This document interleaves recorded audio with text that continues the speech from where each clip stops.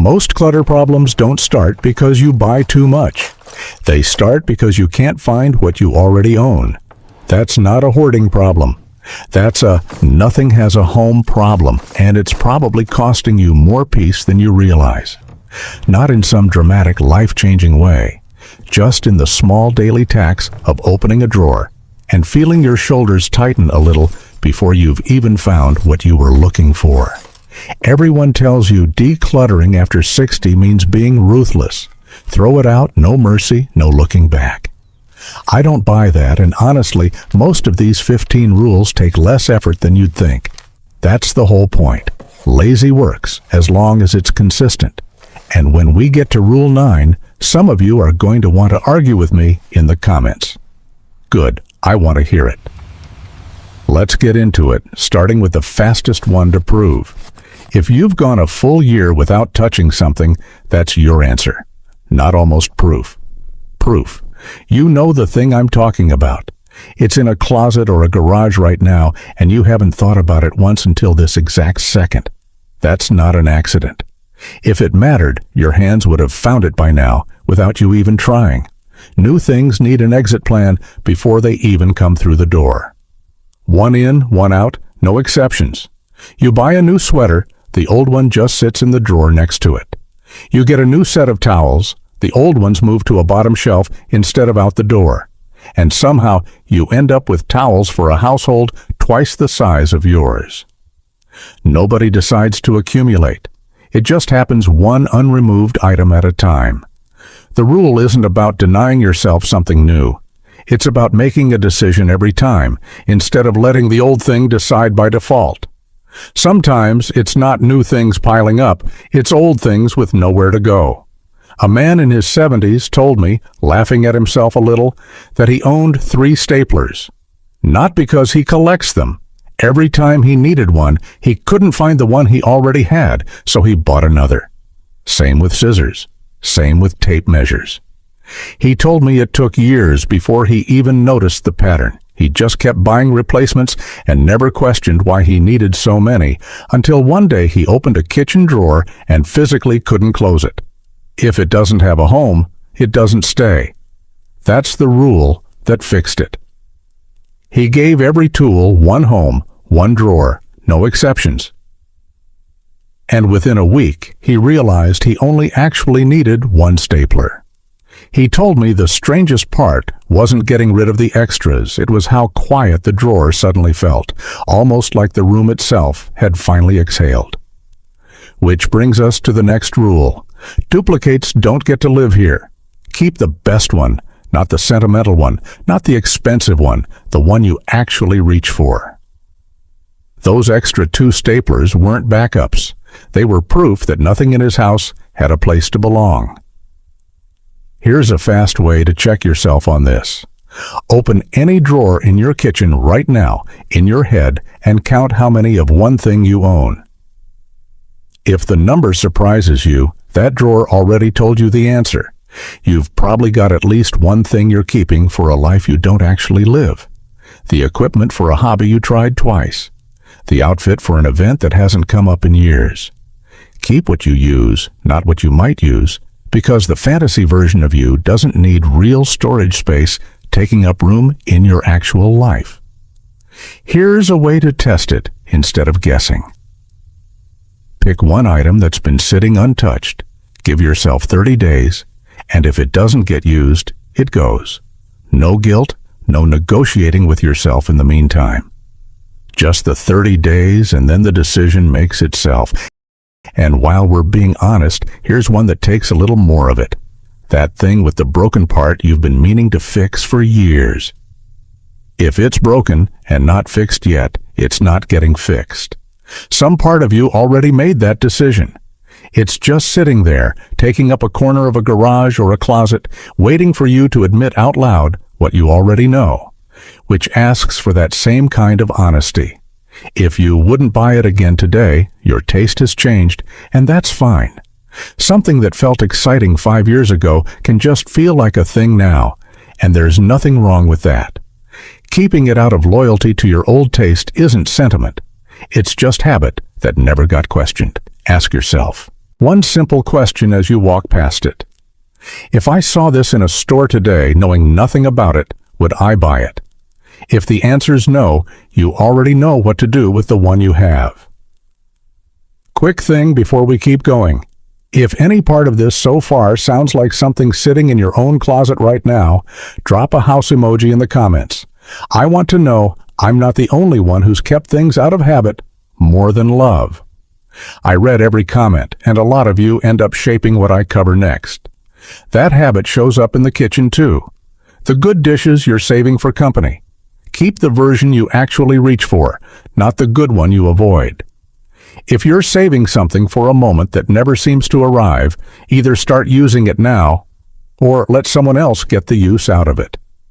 There's no rule that says the nice things have to wait for a special occasion that keeps getting pushed to next year. A Tuesday can be the occasion.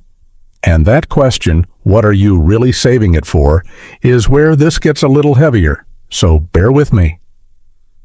A woman wrote to me about her husband's ties he passed 6 years ago.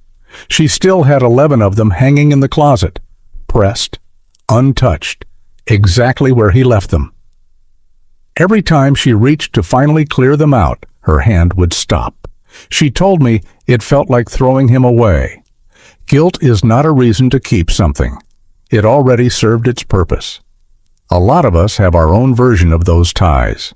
A mother's china never used. A child's old trophies in a box marked someday. Keeping an object doesn't keep the person. The tie isn't her husband. It already did its job. Guilt about letting it go now isn't love. It's just guilt dressed up to look like love. She kept 2 ties in the end, and I want to be honest with you, it wasn't a clean, feel-good moment. The day she packed up the other 9, she cried in the closet for 20 minutes before she even got the box tape shut. It isn't fully resolved even now. She still has days she wishes she'd kept a 10th. That's normal. This isn't about it stopping hurting. It's about not needing 11 ties to still feel connected to him. 2 is enough. She told me she keeps them in his old dresser now, not the closet, so opening the closet each morning stopped being about him at all. It just became a closet again. And if part of you is thinking, what about the rest of the family?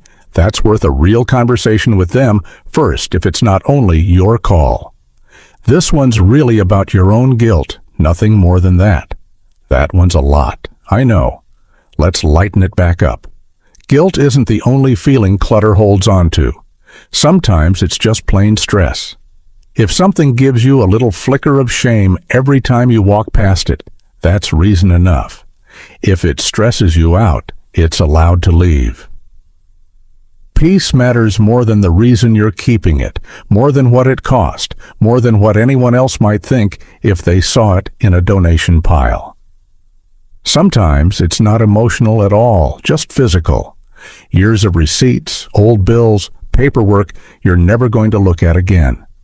Paper you haven't needed can go digital. Snap a photo of anything you're unsure about, drop it in a folder on your phone, and let the paper go. Same with old photos. Scan the ones that matter most first. A few a day is plenty. You don't need a weekend for it. Most of us don't actually go back and look through boxes of photos anyway. We just like knowing they exist. A folder on your phone does that job just as well and takes up nothing. If it's easily replaceable, release it. If something costs under $10 and losing it for a few days wouldn't ruin your week, it's safe to let go. This one alone clears out entire junk drawers once you actually apply it honestly. Storage matters as much as ownership does. If your scissors live in a closet across the house from where you actually sew, you're not organized. You're just hiding clutter behind a tidy label. Store items where you use them. Out of sight shouldn't mean forgotten. It should mean exactly where you need it, when you need it. This is really the rule that makes every other rule easier, because once things live where you use them, you stop buying duplicates out of frustration, and you stop losing track of what you already own. You don't need to do all of this at once. Pick one rule, set a 20-minute timer this weekend, and just work through one drawer or one shelf. That's it. That's the whole assignment. slow and toity. Lazy beats fast and abandoned every time, and honestly, most people who burn out on decluttering didn't fail because they lacked willpower. They failed because they tried to do all the 15 of these in one Saturday. Now here's the one people push back on the most, so stay with me. A woman told me the first week after clearing out her old wardrobe, her closet actually felt too empty, almost naked, and she second-guessed herself more than once. She'd kept clothes in her old size for 15 years, 2 full closet rods, not because she was trying to squeeze back into them. She wasn't dieting or chasing that version of herself. She just hadn't been able to let them go, because it felt like admitting something had changed permanently. If it doesn't fit your life right now, let it go. Your home should reflect who you are today, not who you used to be.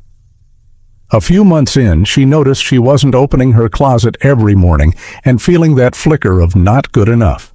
The space still isn't perfect. She's still got a few pieces she can't quite part with, and that's fine. This doesn't mean total transformation overnight. It means your closet stops holding on to someone you're not anymore, and starts actually reflecting the person getting dressed in it every day. And if all of this feels like a lot, here's the easiest place to actually start. Declutter where you're already standing. Grab a trash bag and a donation bag, and just start with whatever's closest to you right now.